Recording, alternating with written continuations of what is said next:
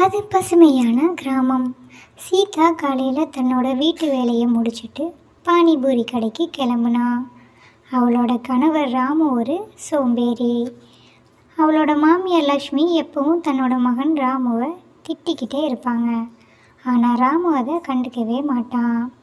சீதா மாமியார் லக்ஷ்மிக்கு சீதா கஷ்டப்படுறத நினச்சி எப்பவும் கவலைப்பட்டுட்டே இருப்பாங்க. அங்கே உள்ள மார்க்கெட்டில் சீதா தன்னோட பானிபூரி கடையை நடத்திக்கிட்டு வந்தா. அங்கே சீதா கடை பானிபூரிக்கும் எப்பவும் ஆள்கள் வந்துக்கிட்டு இருப்பாங்க. சீதா ரொம்ப இறக்க மனசு உள்ள பொண்ணு. மற்றவங்களுக்கு உதவி செய்கிற மனசும் அவளுக்கு இருக்குது. யாருக்கும் கெடுதல் நினைக்க மாட்டா. ஆனால் அவள் கடைக்கு ஆப்போசிட்டில் இருக்க சுப்பு எப்பவும் அவன் மேலே பொறாமையோடு இருப்பான். அவள் கடைக்கு ஆட்கள் வரதை பார்த்து அவனுக்கு எப்பவும் ஒரு பொறாமை இருந்துக்கிட்டே இருந்துச்சு. அதனால் அவள் கடையை ஏதாவது பண்ணணும்னு யோசிச்சுக்கிட்டே இருந்தான். அதுக்காக நாளும் திட்டிட்டு இருந்தான். இன்னொரு பக்கம் அவளோட மாமியார் லக்ஷ்மி ஆற்றுக்கு மீன் பிடிக்க வந்தாங்க. அடடே, ஆற்றுல மீன் நிறையா இருக்கே. இன்றைக்கி மருமக சீதா வரக்குள்ளே நம்ம மீனெல்லாம் பிடிச்சி குழம்பு வச்சிடணும். அவளுக்கு மீன் குழம்புனா ரொம்ப பிடிக்கும் அப்படின்னு சொல்லிட்டு ரொம்ப நேரம் காத்திருந்து ஆற்றுல மீன் எல்லாத்தையும் பிடிச்சிட்டு அங்கேருந்து கிளம்புனாங்க.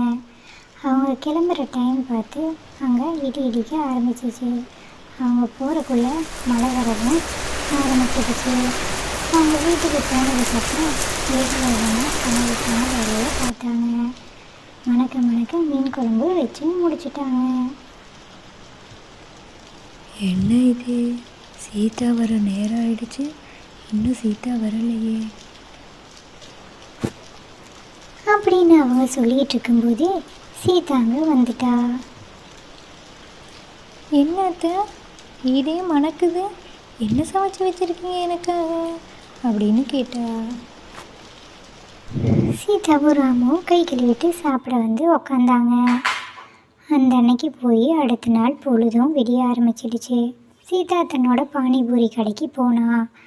ஆனால் அவளோட கடை கீழே விழுந்திருக்கிறத பார்த்து ரொம்ப அழுக ஆரம்பிச்சிட்டான். ஆனால் இதெல்லாம் பண்ணது சுப்பு தானே அவளுக்கு தெரியலை. ஆனால் சுப்பு அங்கே ரொம்ப சந்தோஷமாக இருந்தான். அடடே, இனிமேல் சீதா கடைக்கு யாரும் வரமாட்டாங்க அப்படின்னு ரொம்ப சந்தோஷப்பட்டான். சீதா அழுதுகிட்டே தன்னோட மாமியார்கிட்ட நடந்த விஷயத்தை எல்லாத்தையும் சொல்லிக்கிட்டு இருந்தா. மாமியார் அவளை சமாதானப்படுத்திகிட்டு இருந்தாங்க. ஆனால் அடுத்த நாள் பெஞ்ச மழையில் சுப்புவோட கடையும் கீழே விழுந்துருச்சு. அப்போ தான் சுப்பு தன்னோட தப்பை நினச்சி ரொம்ப வருத்தப்பட்டான். ஆனால் சீதா அதே மார்க்கெட்டில் மீன் கடை வச்சாங்க. இதுக்கு தான் சொல்கிறது, அடுத்தவங்கள எப்போவுமே கெடுக்கக்கூடாதுன்னு.